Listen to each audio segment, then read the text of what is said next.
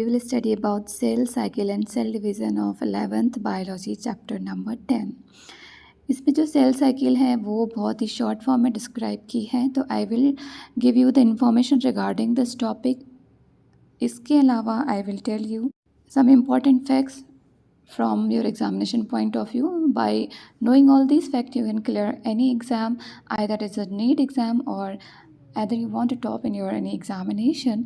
So this is very important for you. So let's get started. तो सबसे पहले हम स्टार्ट करेंगे सेल साइकिल से. सेल साइकिल होती क्या है और सेल साइकिल में क्या क्या इंपॉर्टेंट फैक्ट हैं, ये क्यों ऑर्गेनाइज होती है, तो उसके बारे में आई will give you the information. We know that all multicellular organisms start their life from a single cell.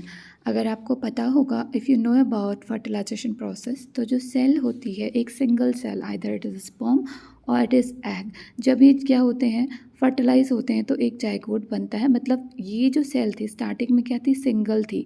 तो एक सिंगल सेल से हमारी लाइफ क्या होती है, एक मल्टी सेलर ऑर्गेनिज्म में कन्वर्ट होती है बाय एडिशन न्यू सेल और बाय डिवाइडिंग सेल्स. तो ये जो प्रोसेस होती है सेल साइकिल और सेल डिवीज़न की, ये लाइफ की कंटिन्यूटी के लिए बहुत इंपॉर्टेंट होती है. तो जो सेल साइकिल है ये क्या है, एक सीक्वेंस है ऑफ इवेंट का by which a cell duplicate its genome and synthesize other cell content. जिससे क्या होती है, सेल अपने जीनोम को डुप्लीकेट करती है, सिंथेसाइज करती है अदर सेल कंटेंट को, और इवेंचुअली क्या होती है, डिवाइड होती है इनटू टू डॉटर सेल, जिसे हम सेल साइकिल कहते हैं. अगर हम एनसीईआरटी की बात करें तो एनसीईआरटी ने इसको इस फॉर्म में, बहुत सिंपल फॉर्म में दिया है. ये आपकी डेफिनेशन भी अच्छी है. The sequence of event by which a cell duplicate its genome. जो सेल का जीनोम कंटेंट होता है उसको सेल डुप्लीकेट करती है, सिंथेसाइज करती है other constituent of the cell, जैसे कि माइटोकॉन्ड्रिया, एंडोप्लाज्मिक रेटिकुलम हो गया आपका, और मतलब जितने भी आपके सेल्स रिक्वायर्ड होते हैं for the generation of new, for the development of new cell, वो सारी चीज़ों को ये क्या करती है, सिंथेसाइज करती है, और इवेंचुअली क्या होती है, डिवाइड होती है इनटू टू डॉटर सेल में. ठीक है. अब मैं आपको एक कुछ इम्पॉर्टेंट दो फैक्ट्स बताऊंगी जो कि इम्पॉर्टेंट है to understand this topic clearly. इसमें हम यूज करते हैं दो टर्म, बायोलॉजिकल टर्म्स को. एक तो होता है आपका कैरियोकाइनेसिस, एक होता है साइटोकाइनेसिस. अगर कैरियोकाइनेसिस की हम बात करें तो हम किसी भी चीज़ को अगर हम बायोलॉजी में पढ़ते हैं तो हमें उसको इस वे में समझना चाहिए. हम उसको ब्रेक डाउन करते हैं टू पार्ट में. अगर आप कैरियो को समझें, कैरियो क्या है, कैरियो का मीनिंग होता है न्यूक्लियस, काइनेसिस मतलब होता है उसका ब्रेक डाउन, उसका डिवीज़न. तो अगर मैं कैरियोकाइनेसिस की बात कर रही हूँ तो इसका मतलब क्या है, न्यूक्लियस आपका दो में डिवाइड होगा. अगर मैं साइटोकाइनेसिस की बात कर रही हूँ, साइटो मतलब आप इसको ऐसे कनेक्ट कर सकते हैं, साइटो से साइटोप्लाज्म. साइटोप्लाज्म क्या होता है, जब डिवाइड करेगा टू डॉटर सेल्स में या दो सेल्स में डिवाइड करेगा तो हम उसको क्या कहते हैं, साइटोकाइनेसिस की प्रोसेस कहते हैं. अब सेल साइकिल में हम क्या जानना चाह रहे हैं कि सेल साइकिल की कौन सी प्रोसेस है. हमने ये तो बता दिया कि सेल साइकिल क्या है, एक सीक्वेंशियल प्रोसेस है जिसमें कि क्या होती है, सेल डुप्लीकेट करती है अपने जीनोम को, सिंथेसाइज करती है अदर सेल कंटेंट को, और इवेंचुअली डिवाइड करती है. ये जो सेल होता है, ये डिवीज़न का प्रोसेस अलग अलग होता है इन एवरी इंडिविजुअल, या वेरी करता है सेल टू सेल. अगर हम बात करें बैक्टीरियल सेल की तो ये टेक करता है only 20 minute. It takes only 20 minute to divide cell. और अगर हम एपिथेलियल सेल की बात करें ऑफ इंटेस्टाइनल लाइनिंग की, तो वो टेक करता है, एवरी इंटेस्टाइनल लाइनिंग की जो सेल डिवाइड करती है वो 8 से 10 आवर का समय लेती है. अगर हम अनियन रूट टिप की बात करें, हम क्या करते हैं, एक्सपेरिमेंट करते हैं. You will also do experiment in your 11th class. आप अनियन रूट टिप को कट करेंगे और उसको रख देंगे for overnight, and next day आप उसका स्टडी करेंगे in the process of mitosis. तो इसमें क्या होता है, आपका 20 आवर्स का टाइम लेता है आपका onion root tip to divide. अगर हम बात करें मैमेलियन सेल की, ह्यूमन सेल की, तो ये डिवाइड करती है 24 आवर में. और ह्यूमन सेल की स्टडी करने के लिए हम चिक सेल्स को लेते हैं. और अगर हम ये सेल की बात करें तो ये लेता है आपका 90 मिनट्स, और it depends upon the temperature, type of cell, external जो फैक्टर्स होते हैं जैसे कि आपका फूड हो गया, सप्लाई ऑफ ऑक्सीजन हो गई और टेम्परेचर हो गया, ये सारी चीज़ें क्या करती हैं सेल साइकिल को का फेज जो है उसका कितना टाइम लगेगा उस पीरियड को डिटरमाइन करती है और इस पीरियड को हम क्या कहते हैं जनरेशन टाइम कहते हैं। ठीक है, now coming back to the cell cycle. तो सेल साइकिल जो है उसको हमने 2 पार्ट्स में डिवाइड किया है। एक तो हम इसको बोलते हैं इंटरफेज और दूसरी जो फेज है उसको हम कहते हैं क्या, एम फेज या माइटोटिक फेज। अब बच्चों ये चीज़ ध्यान में रखिएगा कि जो मैंने आपको बताया था ह्यूमन सेल जो होती है वो 24 आवर्स लेती है क्या करने के लिए, डिवाइड करने के लिए। इसका जनरेशन टाइम 24 आवर है। ये इस टाइप में भी आपको क्वेश्चन पूछ सकता है कि जनरेशन टाइम कितना होता है आपका ह्यूमन सेल का, तो वो कितना होता है 24 आवर होता है। अगर ये सेल की बात करें तो ये 90 मिनट होता है। तो ये फैक्ट्स हमारे एनसीईआरटी में दिए गए हैं, तो you have to remember these facts to understand the topic and to answer the question regard this topic. अब जो इंटरफेज होती है वो क्या होती है, हमारी लॉन्गेस्ट फेज होती है of cell cycle. But interesting ये है कि लॉन्गेस्ट फेज तो है बट ये क्या है, अनडिवाइडिंग स्टेट है। मतलब इसमें सेल डिवाइड नहीं करेगी, इसमें सेल खुद को क्या करेगी, प्रिपेयर करेगी फॉर द डिवीज़न। तो इस जो इंटरफेज को हमने क्या किया, फर्दर डिवाइड किया है G1 phase, S phase and G2 phase में। अगर हम इस प्रोसेस के बारे में बताएं, सम टाइम क्वेश्चन पूछ लिया जाता है कि जो सीक्वेंस है सेल साइकिल का वो क्या होता है। वो तो हमें क्वेश्चन देता है, क्या क्वेश्चन देता है हमें, G1 phase, S phase, G2 phase, M phase. ये एक प्रॉपर सीक्वेंस है आपका सेल साइकिल का। तो ये इसको घुमा फिरा के आपको दे देता है, तो आपको अरेंज करना होता है। ये क्वेश्चन मोस्टली पूछा जाता है एन एग्जामिनेशन में, तो आपको इसको रिमेंबर करना है। अगर हम इंटरफेस की बात करें तो मैंने बताया कि ये क्या है, लॉन्गेस्ट अनडिवाइडिंग फेज है ऑफ सेल साइकिल की।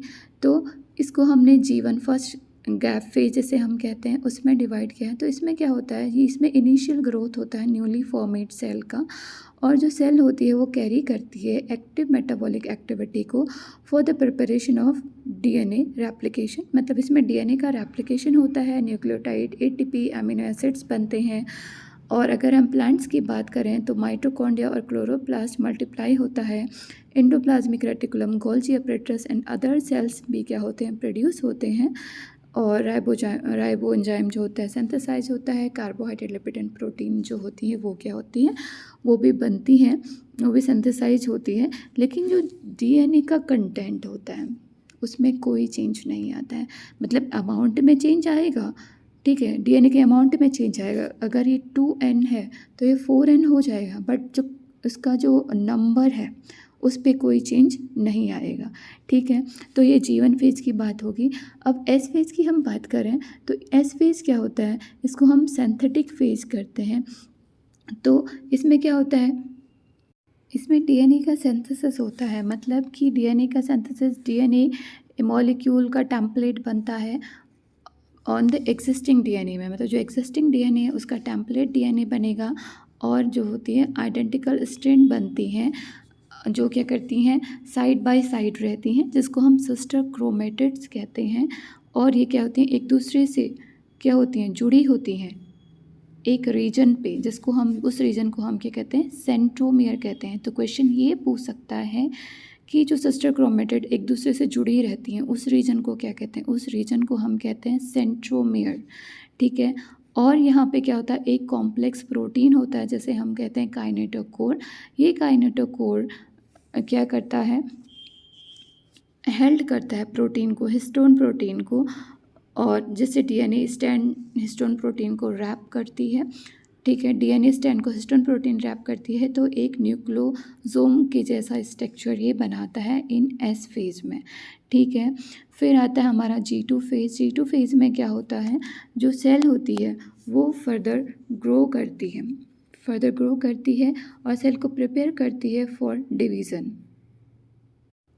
और इस G2 फेज में क्या होता है, सिंथेसिस ऑफ आरएनए और प्रोटीन और आरएनए का सिंथेसिस कंटिन्यू रहता है। सेल खुद को प्रिपेयर करती है फर्दर डिवीज़न के लिए, और कुछ प्रोटीन्स जो होती हैं G2 में वो क्या करते हैं, कंडेंसेशन करते हैं क्रोमोसोम का टू इनिशिएट माइटोसिस। ठीक है, इस फेज में जो होते हैं आपके G1 और S में, और S और G2 फेज में कुछ क्या होती है, CDKs पाई जाती हैं। मतलब CDKs आपकी होती हैं, CDKs आपकी होती हैं, प्रोटीन्स होती हैं CDK cyclin dependent kinesis protein, जो क्या करती हैं, एक्ट करती हैं एज ए चेक पॉइंट। ठीक है, ये डिसाइड करती है कि सेल को किस डायरेक्शन में हमें मूव करना है। तो ये G1 और S फेज में चेक पॉइंट पाया जाता है, दूसरा चेक पॉइंट पाया जाता है G2M फेज में, मतलब माइटोटिक फेज जो है।